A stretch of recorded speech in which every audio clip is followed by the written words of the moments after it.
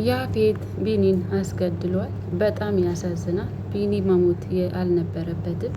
ቢኒ መልካምና በጣም ጥሩ ልጅ ነበረ። ግን ቢሆንም ያፌት ስለታሰረ ለምን ያሳስረኛል ብሎ ነው የገደለው። እንግዲህ ያፌት ከህግ በላይ እንደሆነ ነው ያወቁት። ሰው እንዴት ለህግ አይገዛም?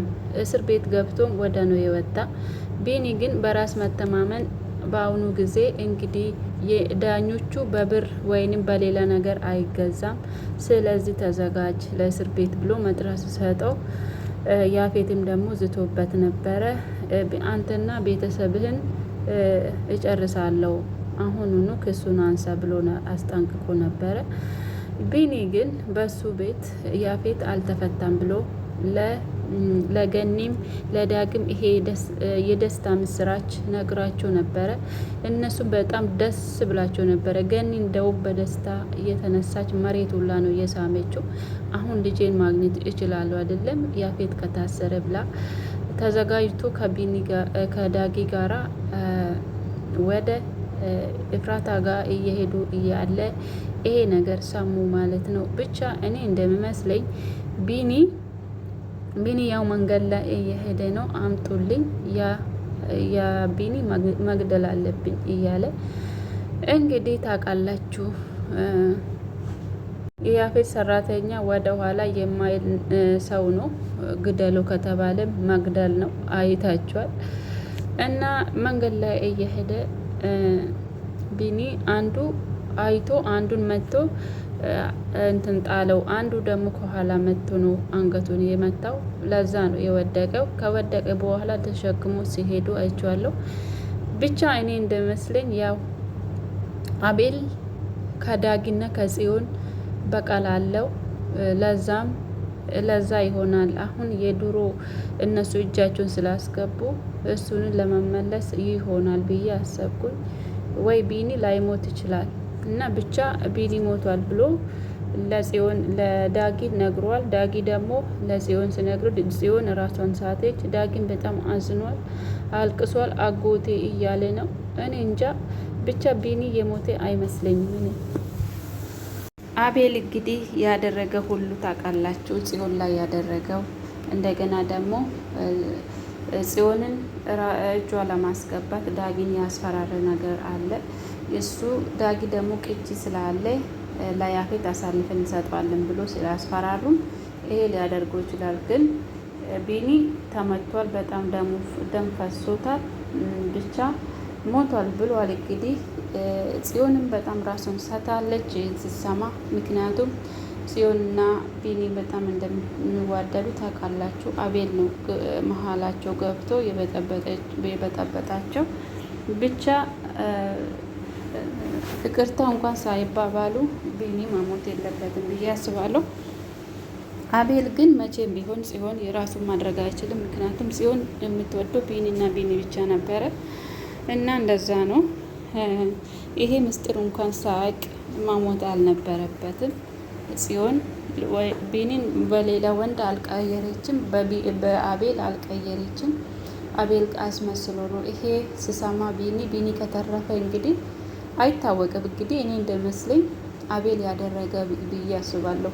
ሞቷል፣ ሳይሞት ሞቷል ያለው ማለት ነው። ግን በእርግጥ ተመቷል፣ ያፌት እጅ ገብቷል። ሞቴ አልሞተ ግን ያየነው ነገር የለም። ብቻ አቤል ብቻ ነው ለዳጊ ቢኒ ሞቷል፣ ያፌት አስገድሏል ብሎ መልእክት ያስተላለፈው። ሌላ ደግሞ ሉሊት ናት። ሉሊት እንግዲህ በዛሬ ቀን ጥፍሯን አታለች። ጥፍሯ በአንድ ነው ያስቆረጠበት ያፌት እንግዲህ ሰዎችን ጨርሳቸዋል እና እስር ቤትም ሊያስቆሙ አልቻለም። ማን ነው እስኪ ያፌትን ማስቆም የሚችለው? እኔ ብቻ ከህግ በላይም እየሆነ ነው። እስር ቤት ገብቶ በአንድ ቀን መውጣቱስ እና ጥፍሯን እንግዲህ ነቃቀለለት። ታሪኩ እንግዲህ ያፌት ጋራ እየዋለ እሱም ጨካኝ ሆኗል። ያፌት ያዘዘውን ነገር ያደርገዋል። እንግዲህ ግደል ካለም ይገለዋል። እና በዛሬው እንግዲህ ሉሊት እጇን አታለች። አሁን ቁጭ ብላ እያለቀሰች ነው። አሁን በሽተኛ ሆናለች በጥፍር ምክንያት። እያለቀሰች ነው። እንግዲህ እያደረገችው ነገር ስለምታውቅ ለማንም ሰው ትንፍሽ አላለችም። ይሄ ነገር ደግሞ ካወራ ጭራሹንም ህይወቷንም ታጣለች ማለት ነው። እና ሉሊት በደንብ ነው የቀጣናት። ስለዚህ ከአሁኑ በኋላ እንደፈለግን ነው የምናዛት እያሉ ነው። ያፌትና ታሪኩ እንግዲህ ተስማምቷል። ብቻ ያሳዝናል። ኤፍራታ ግን አታውቅም ነበረ ያፌት እንደታሰረ። የት አደርክ? ለምንድን ነው ያልመጣ ትናንትና ብላ ስጠይቀው እሱ ግን ዋሻት። ያላት ነገር ስራ በዝቶብኝ ነው ቤት ያላደርኩ ብሎ ነው ያዋሻት። እሱ ግን ታስሮ ነው እንግዲህ። እስር ቤት አንድ ቀን ብቻ ነው የያፌት እስር ቤት። እንደዛ ነው ቤተሰቦች። ብቻ ያሳዝናል። ኤፍራታ ደግሞ ታውቃላችሁ፣ እኔ ገኒ እናቴ እንደሆነች ማስመርመር አለብኝ፣ እናቴ ብዬ እንዲቀበላት የግድ ማስመርመር አለብኝ ብላ ነበረ። እሱም ደግሞ ብር አታ ነበረ። ያው ታውቃላችሁ ኤፍራታ ስራ የላትም እና ያፌት ስጠይቁም ያፌት እምቢ አላት። በእጅሽ አልሰጥሽም፣ የፈለግሽው አብረን እንገዛዛለን እያላት። ቤዛ እንግዲህ ግማሽ ነው የጠየቀቻት። ቤዛ እሰጥሻለሁ ብላ ነበረ። ቢሆንም ግን ያፌት ኤፍራታ ማፈተን ስፈልግ ይህን ብር ለምን ፈለገች ብሎ ስላሰበ ብሩን ሻንጣ ውስጥ አድርጎ በሆነ ሰው አስልኮ በር ላይ ጥሎ ሄደ ማለት ነው። ሰው ኤፍራታ ይሄ ያንቺ ነው ብሎ ማለት ነው። እና ኤፍራታ ደግሞ አስቀመጠችና ቤዛ ጋር ስትደውል እኔ አላኩም አለች።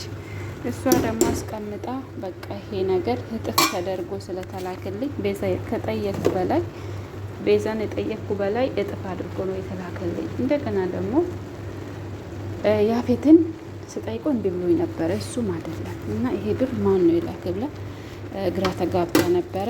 ቢሆንም ያፌት መጥቶ ያ ብር እዚህ ውስጥ ነበረ ብሎ ስጠይቃት እኔ ያጠራቀምኩ ብር አለኝ ብላ ሸወደችው ማለት ነው። እና አሁን ለታሪኩ ኤፍራታን ተከታተላት፣ ምን እያደረገች እንደሆነ፣ ይሄ ብር ለምን እንደፈለገች የሆነ ነገር ለማድረግማ አስባለች ብሎ ጠርጥሮታል።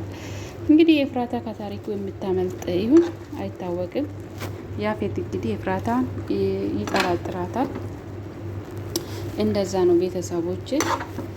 ኤፍራታማ ተደስታ ነበረ። ያፌት ምን ነው እዛ ቢቀር እያለች ማለት ነው። ወድሻለሁ፣ ናፍቀሽኛል እያለ እሱ ሲያሞግሳት እሷ ደግሞ ምን አለበት በዛ ብትቀር እያለች ነበረ በውስጧ። እስከ መቼ ነው እስኪ ኤፍራታ እንደዚህ በዚህ ህይወት ውስጥ የምትቀጥለው? መቼ ነው ፍትህ የሚመጣ? ይሄው እስከ ህግ